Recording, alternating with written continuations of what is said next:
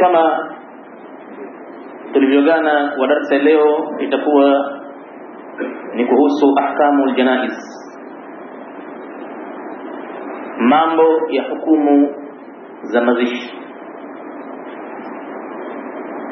Huenda ikampitikia mtu pengine kwenye nafsi yake akajiuliza,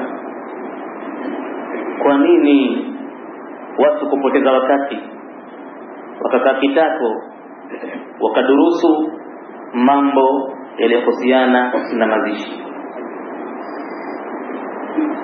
Imehusu nini? Au kwa nini tupoteza wakati tuzungumziane mambo haya? Na kwani katika mazishi mtu akishakufa kuna hukumu yoyote nyingine ile? Si mtu kafa tu basi. Kwa hakika kuna umuhimu mkubwa sana tena wa lazima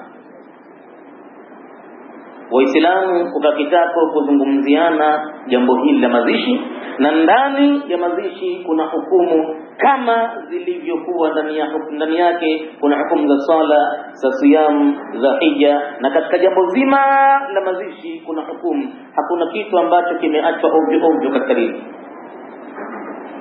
Mwenyezi Mungu anasema ma farratna fil kitabi min shay, hatukubakisha kitu chochote kwenye kitabu chetu sisi, kila kitu tumekiwekea hukumu.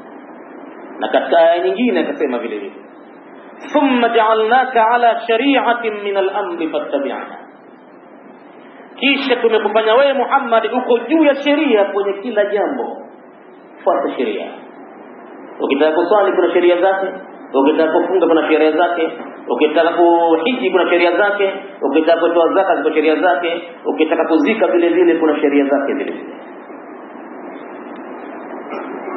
Na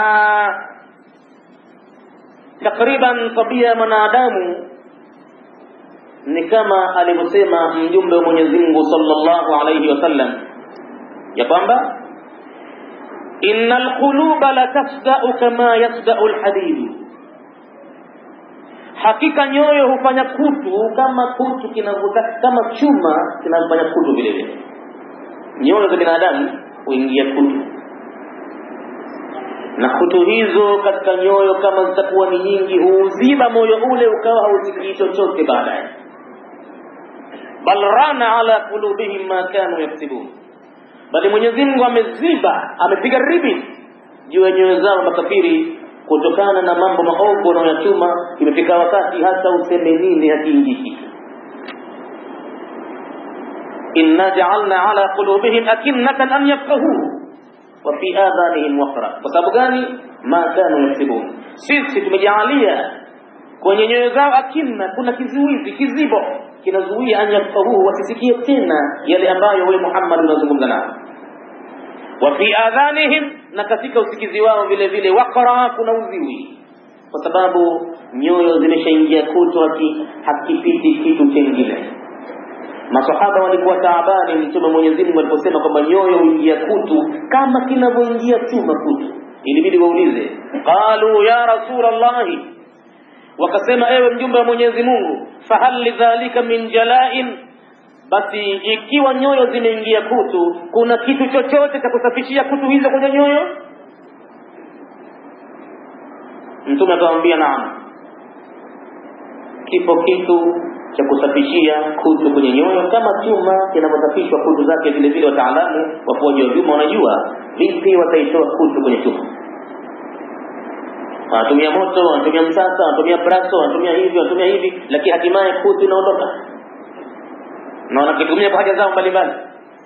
Na kwenye moyo wa binadamu vile vile utapoingia kutu, basi kiko au viko vitu maalum vya kusafishia kutu hivyo. Mtume akavitaja vitu hivyo, tilawatul Qur'ani wa dhikrillah, ni kusoma Qur'ani kwa wingi, tena usomaji wenyewe ma'a tadabburin, pamoja na kuzingatia maana yake. Tilawatul Qur'ani wa dhikrillah, na kumkumbuka Mwenyezi Mungu, kumtaja Mwenyezi Mungu kuanzia kwa ulimi na mpaka kwa vitendo, kumtaja Mwenyezi Mungu sana. Na katika pahala anapoweza kukumbuka Mwenyezi Mungu sana, mtume ametoa wasia, anasema akthiru min dhikri hadhihi ladhati, Fanyeni wingi wa kujikumbusha kitu chenye kuvunja utamu wa uhai, si chengine bali ni mauti, al-maut. Ukiyaweka mauti mbele yako, ina maana ya kwamba utajizuilia na mabaya na utafanya spidi kubwa ya kuyakabili mema, kwa sababu mauti yako usoni kwako. Lakini utapoyaweka mauti mbali na wewe au nyuma ya mgongo huyaoni, basi ina maana sasa kwamba utayapuuza na utojali unalolifanya. Kuua, utaua, utanyang'anya, utaiba, utadhulumu, kwa sababu mauti umeyaweka mbali na wewe. Wasia wa mjumbe wa Mwenyezi Mungu anasema akthiru, msijikumbushe mara moja mbili tatu, fanyeni wingi, fanyeni sana dhikra hadhihi lazati, kujikumbusha kitu chenye kuvunja ladha za uhai, si chengine kitu hicho, al-maut, nacho ni mauti. Ndiyo maana kwa Waislamu ziwepo darsa maalum kuzungumziana ahkamul janaizi, hukumu za mazishi. Na katika pahala palipokorogwa dini ya Mwenyezi Mungu, kwa hakika miongoni mwa mahala mwingi kwenye mambo ya mazishi, dini ya Mwenyezi Mungu imekorogwa mno, imeharibiwa sana, kama tutavyoona ndani ya kitabu. Na uzuri wa jambo, hususan katika mwandishi wa kitabu unapomsoma kitabu chake, uzuri wake hasa ni kutaka kumjua yeye ni mwandikaji ni mtu wa aina gani, ameelemea upande gani kiitikadi, ni mtu ashabu sunani au khurafati, ni mtu gani. Na utamjua uzuri kama utamwangalia kwenye utangulizi wa kile kitabu anachokiandika. Utaangalia kwenye utangulizi anazungumza nini, ndipo utapopata kufahamu vizuri yaliyomo ndani ya kitabu chake. Baada ya kuona utangulizi wa maneno yake, utamsoma baada muda mfupi tu utamjua kwamba huyu ameelekea pale fulani, huyu ameelemea zaidi madhehebu fulani, huyu yeye ni mtu fulani. Kwa hivyo pale pale inaanza kuchujuka hamu yako ya kukisoma kitabu kile, baada ya kujua huyu mtu kumbe ni mtu aina kadhaa. Na utapata hamu kubwa ya kutaka kuendelea kitabu hicho, bali itakuwa hamu hakikutoshi mara ya kwanza, mara ya pili, mara ya tatu, baada ya kumjua mwandikaji ni nani.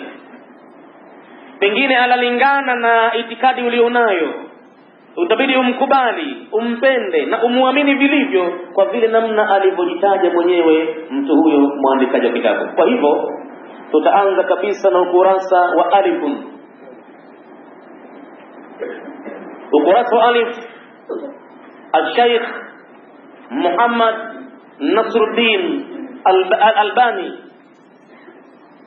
anaanza kwa bismillahir rahmanir rahim, kwa jina la Mwenyezi Mungu mwingi wa rehema mwenye kurehemu.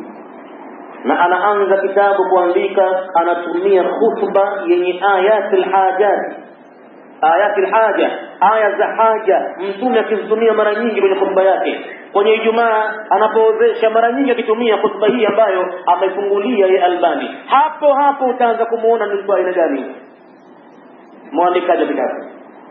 Anaanza kwenye khutba ya haja, innal hamdalillah, hakika sifa kwa ukamilifu. Ukitaka kusifu pahala pasiwe na dosari, sifa kwa ukamilifu ni zake Mwenyezi Mungu pekee yake. Popote pengine utaposifu huenda kukawa kuna kasoro ya binadamu ndani yake, lakini sifa akmal lillahi ni zake Mwenyezi Mungu. Nahmaduhu, tunamshukuru yeye. Wanasta'inuhu, na tunamtaka msaada yeye atusaidie katika mambo yetu yote. Wanastaghfiruhu, na tunamuomba msamaha yeye atusamehe katika makosa yetu makubwa na madogo. Wanaudhu kwa Mwenyezi Mungu min shururi, alokana na shari za nafsi zetu, alina yule ambaye wa uongofu na Mwenyezi Mungu, yule ambaye mwenyeongoa fala mudilla la, basi hakuna yoyote ya kuweza kumpa huyo abadan. Hata akitumini, atumie nguvu, atumie taa, atumie vitisho, madhal Mwenyezi Mungu ameshampa mja wake uongofu, hakuna wa kumuongoa. Wa man yudlil, na yule ambaye Mwenyezi Mungu amemachilia mbali kupotoka, kwa sababu yeye mwenyewe kaichagua njia ya upotofu. Katika kuongoa Mwenyezi Mungu anaongoa, naam, hawezi mtu kujiongoa mwenyewe. Wayahdi ilayhi, Mwenyezi Mungu anamuongoa kwake, man yunil, yule aliyekuwa tayari kuelekea kwake. Na yule ambaye hataki kuelekea kwa Mwenyezi Mungu, kachagua njia yake mwenyewe, basi Mwenyezi Mungu mwachilia mbali aelekee anapotaka mwenyewe. Waman yushaqiqi rasula min ba'di ma tabayyana lahu alhuda, na yule ambaye anamuasi mtume Mwenyezi Mungu hivi hivi baada ya kumbainikia yeye uongofu, wayattabi', na akawa anazifuata ghaira sabili almu'minina, sio njia za waumini ambazo wameambiwa wazifate, basi Mwenyezi Mungu anasema nuwallihi, tunamuelekeza sisi matawalla, kule ambapo yeye mwenyewe kapenda kuelekea. Lakini tunamwambia kabisa kabla hajaelekea, wanuslihi jahannam, tutamsukuma tumtose katika jahannam. Wasaat masira, ni pahala pabaya mno pa marejeo, kurejea kiumbe hapo.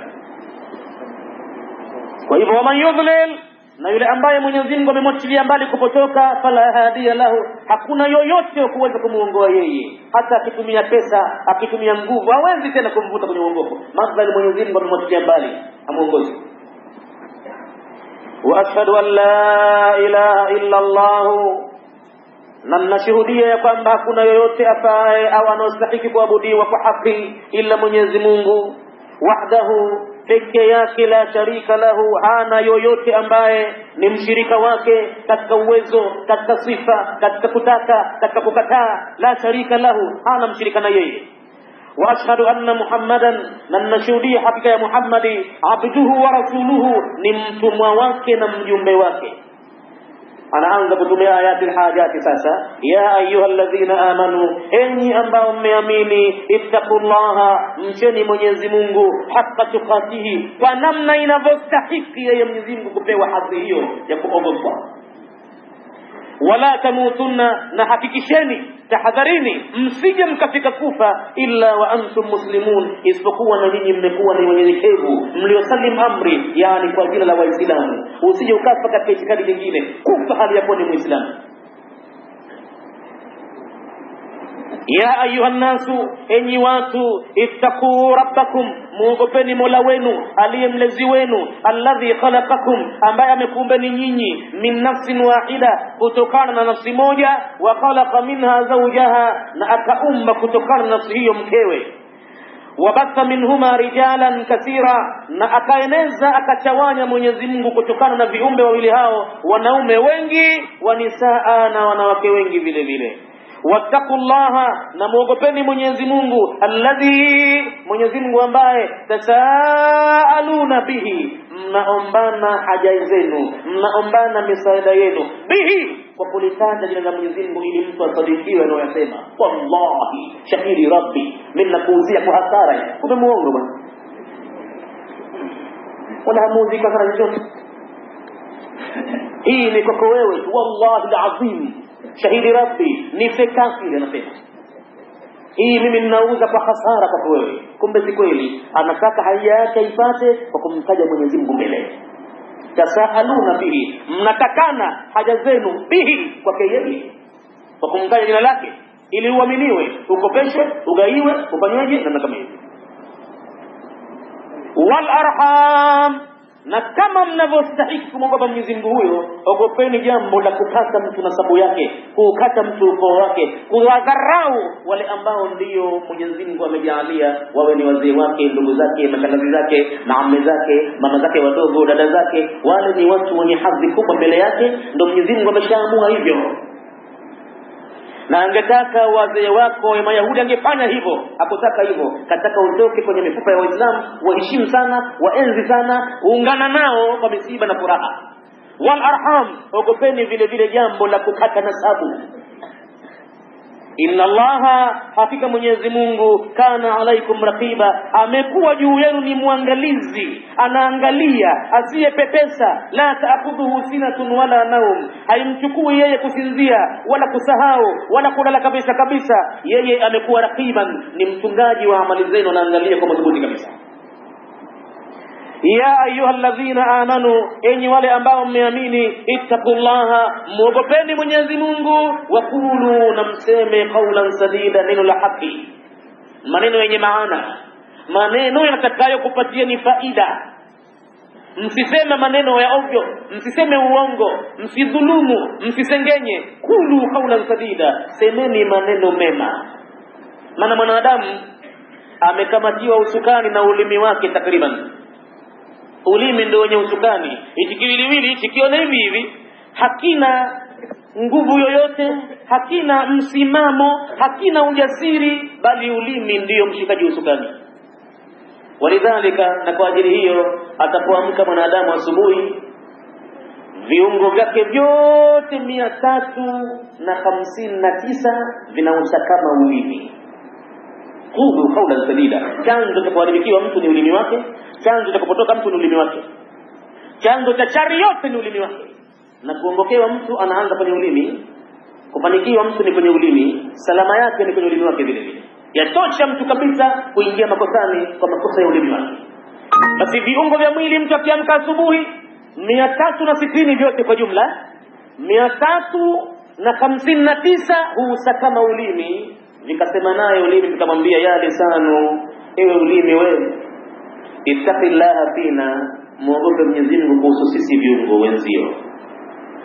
Fa innama nahnu fika, kwa sababu sisi tuko kwako wewe, tutakutegemea wewe. Fa in istaqamta istaqamna, ukisimamisha amri za Mwenyezi Mungu ulimi, na sisi ni mateka, tutasimamisha vile vile. Wa in iwajadita, lakini ukenda upande wewe, ukenda mshadhari wewe, ukikrosi njia mbaya, iwajadna, kaa ukijua ulimi mataka yote unayo wewe, na sisi vile vile tutakwenda upande vile vile. Kwa hivyo ittaqullaha wa qulu qawlan sadida, nasemeni maneno mema, semeni maneno ya haki, semeni maneno mazuri. Chanzo cha kuongokewa kwenu na mambo yenu ni maneno mazuri. Maneno mazuri yatumie mpaka ndani kwako. Hakikisha kwamba ulimi wako hautamki maneno ya ovyo, ili watoto wako wasijakaona kwamba la, maisha ndiyo haya, maneno ndio haya. Halafu na wao vile vile wachukua zile zile unazotumia wewe baba mtu, mshikaji wa sukani wa nyumba, watamwambia mama yao, watamwambia dada yao, watamwambia bibi yao maneno hayo yanayotoka kinywani ikiwa ni machafu matupu, basi na wao ndio wanaleleka vile. Lakini kama watakuta nyumba inachungwa barabara, maneno ni mema, dhikri ya Mwenyezi Mungu kwa muda mrefu, Qur'ani inasoma sana, ilmu sana, na wao itabidi kwa lazima waondokee vile vile. Waqulu qawlan sadida, nasemeni maneno mema. Mkifanya hivyo, ahadi ya Mwenyezi Mungu iliyopo ni kwamba yuslih lakum a'malakum, atakunyoosheeni Mwenyezi Mungu kutengenezeni mambo yenu yote, wayaghfir lakum dhunubakum, na kubwa zaidi mulihitaji yalo binadamu ni kusamehewa madhambi yenu, ambayo binadamu hawezi kusalimika na kitu kitame madhambi. Ana kawaida hiyo, binadamu ni mtumaji wa madhambi. Kullu ibn adam khata'un, kila mwanadamu ana tabia ya kukosea, lakini wa khairul khata'ina, bora ya wakoseaji at-tawwabuna, ni wale wanaorejea kwa Mwenyezi Mungu wakatubia haraka. Kwa hivyo Mwenyezi Mungu anaahidi mkifanya hivyo, wayaghfir lakum dhunubakum, na atakusameheni madhambi yenu. Wa man yuti'i llaha, na mwenye kumtii Mwenyezi Mungu, wa rasulahu, na mjumbe wake, faqad faza fawzan adhima, huyo amefuzu kufuzu kukubwa. Mwenyezi Mungu atujalie na sisi tuwemo katika kundi la wenye kufuzu kukubwa fi dunya wal akhirah inshallah. Baada ya kuweka khutba hiyo ya haja ambayo Mtume Mwenyezi Mungu akitumia sana mara nyingi, hata katika mambo ya harusi akitakuozesha, atakusanya Waislamu awatajie maneno haya muhimu mno, ndiyo dira ya kila kitu maneno hayo kama yatafahamika kwa Waislamu. Amma ba'du, wanasema ama baada ya hayo, fa inna asdaqal hadithi kitabullah. Hapo ndipo unapomjua muandikaji wa kitabu ameelekea wapi na yeye ni nani, anaweka muhuri wake. Sasa hakika ukweli wa mazungumzo ni kitabu cha Mwenyezi Mungu, ndipo inapopatikana ukweli wa maneno, ukweli wa mazungumzo, ukweli wa habari kwa hapo. Kama kuna ukweli pala popote, lakini kwa kitabu cha Mwenyezi Mungu asdaqu, kimepindukia kwenye ukweli zaidi. Wa ahsanal hadi, na uzuri wa uongofu. Hadi Muhammadin, ni kufuata uongozi wa Mtume Muhammad sallallahu alayhi wasallam, ndio ahsanal hadi. Kama kuna popote penye uongofu, basi kwa Nabii Muhammad kwake tutakuwa ahsanal hadi au khairal hadi vile vile. Katika baadhi ya riwaya ni zote sahihi hizo, ahsanal hadi, khairal hadi, namna kama hiyo. Hadi Muhammadin ni uongofu wa Muhammadi, wa sharral umuri, na uovu wa mambo. Na uovu wa mambo muhdathatuha, ni yale yenye kuzuliwa yake. Mambo hayo ni yale yazuliwayo. wa kullu muhdathatin, na kila jambo jipya lilozuliwa, bid'atun, hutamkwa kidini kisheria kwamba huo ni uzushi. Hayo maneno ndio mtume hayo. Yeye Albani kayatia hapa tokea mwanzo, anaanza na khutba ya haja ya mtume, ndivyo mkitumia vile. Wa kullu bid'atin dalala, na kila uzushi pahala pake unapomalizikia ni pamoja tu, hakuna pahala pengine ambapo uzushi ndani ya dini umalizikia. Ikiwa uzushi kidunia, mbali kabisa. Dunia ni kitu kingine na dini kitu kingine. Mwenyezi Mungu alipotia seal kwamba pasizuliwe kitu, pasiongezwe kitu, ni katika dini yake. Al-yawma akmaltu lakum dinakum, leo hii mimi nimekamilisha dini yenu. Dini iliyofungwa, sio dunia, sio baskeli, sio umeme, sio mutukari, sio aeroplane.